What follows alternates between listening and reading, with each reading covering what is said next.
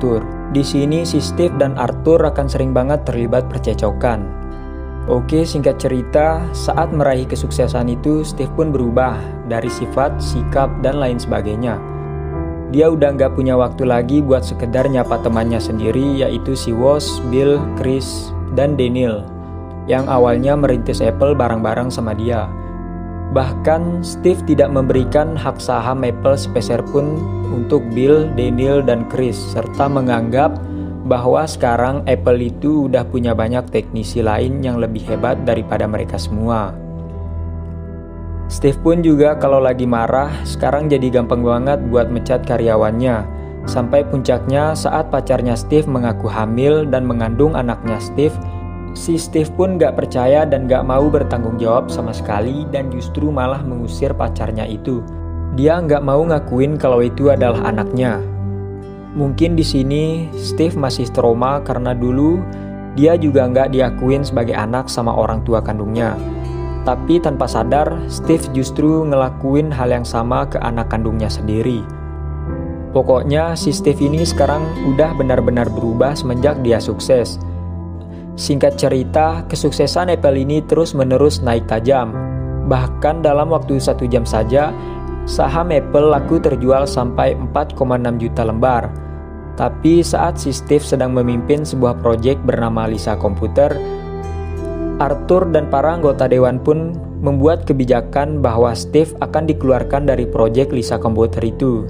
Karena para anggota dewan menilai bahwa Steve sangatlah boros dan selalu ingin menciptakan hal yang aneh-aneh. Walaupun sebelumnya hasil ciptaan Steve berhasil sukses. Tapi para dewan menganggap bahwa budget yang dipakai untuk komputer Lisa itu sudah terlalu boros. Lalu saat mendengar keputusan para dewan yang mengeluarkan Steve dari proyek komputer Lisa itu, Steve kaget dan marah. Tapi akhirnya mau nggak mau dia pun harus terima keputusan itu.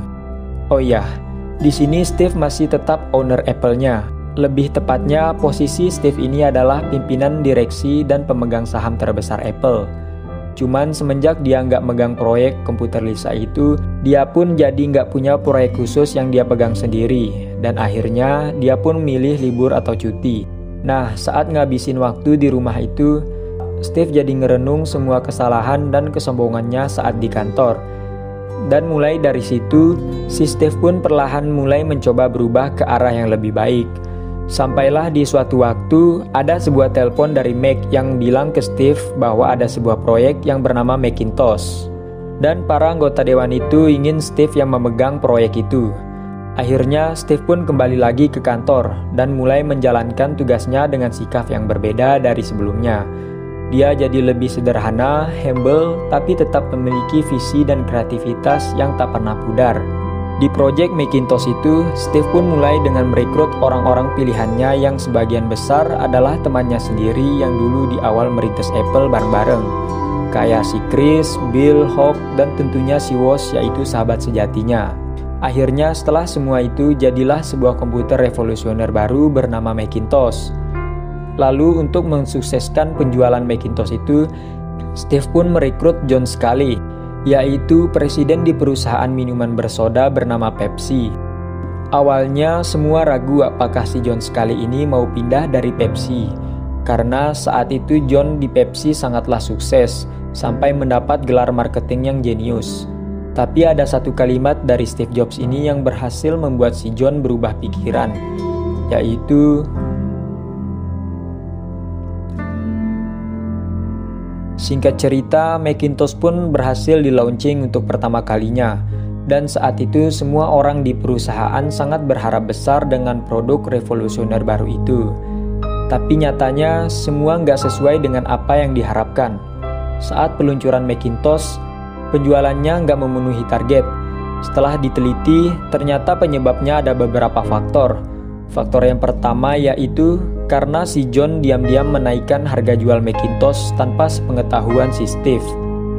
Lalu faktor yang kedua yaitu si Bill Gates dengan Microsoft-nya juga baru aja nge-launching software yang ternyata softwarenya itu sama persis sama Macintosh-nya Apple.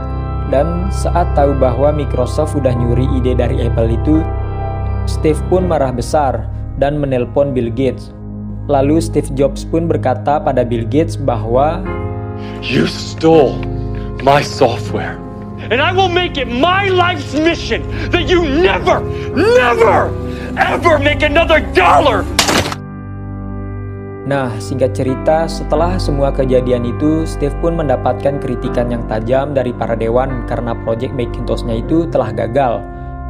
Dan sampailah di suatu malam, di saat Steve sedang berusaha keras memikirkan jalan keluar untuk Macintosh, tiba-tiba sahabatnya si Woz datang.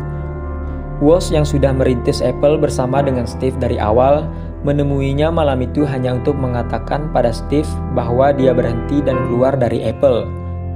Woz pun menjelaskan mengapa dia keluar dari Apple, yaitu karena dia nggak lagi menikmati pekerjaannya di Apple. Dulu, Woz dan Steve saat masih muda bersama-sama merintis Apple dengan penuh semangat dan kegembiraan karena merasa bahwa semua yang dikerjakannya di masa itu adalah sesuatu yang seru dan keren. Tapi saat ini Apple sudah berubah, atau lebih tepatnya Steve sudah berubah. Steve udah nggak pernah libatin si Woz lagi. Bahkan Steve udah nggak pernah ngobrol atau bahkan sekedar nyapa si Woz. Steve cuma sibuk sama dunianya sendiri, cuma mikirin produk aja tanpa mempertimbangkan manusianya. Akhirnya Woz dan Steve pun malam itu berpisah.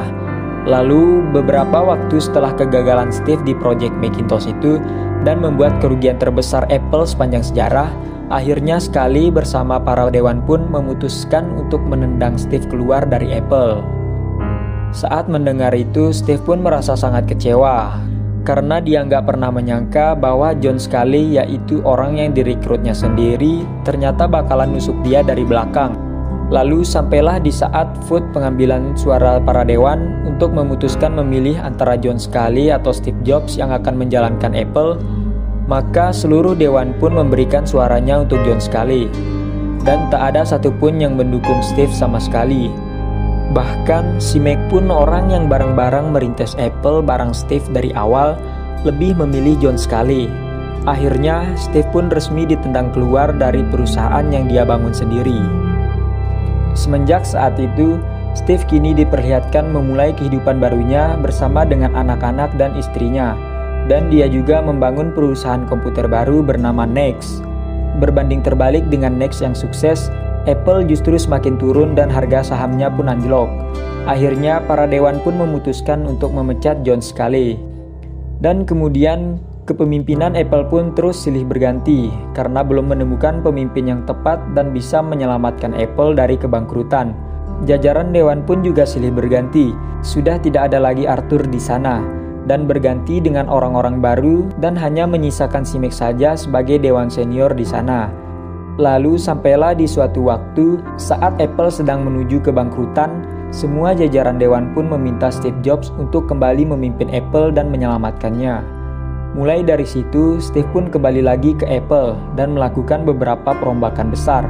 Steve menambahkan kembali visi dan misi awal Apple yang sebelumnya telah hilang. Steve berkata bahwa dia menciptakan Apple itu untuk menjadi revolusioner. Tapi setelah dia pergi, Apple justru membuat produk-produk yang tidak bermutu dan sampah. Dan setelah mengembalikan visi misi awal Apple itu, Steve pun merombak jajaran dewan dan menendang Mac keluar dari Apple. Sama seperti apa yang dulu Mac pernah lakukan pada Steve. Steve pun mengubah nama perusahaan yang tadinya adalah Apple Computer menjadi Apple Inc. atau Apple Incorporation. Yang tadinya hanya fokus pada inovasi komputer saja, sekarang menjadi fokus ke semua jenis teknologi. Dan di akhir film pun diperlihatkan bahwa Steve yang sedang melakukan siaran radio, lalu di siaran radio itu dia pun mengatakan bahwa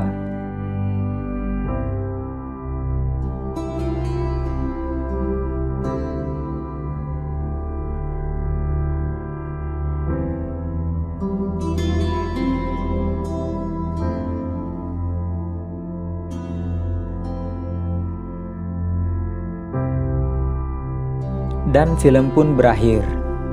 Tamat.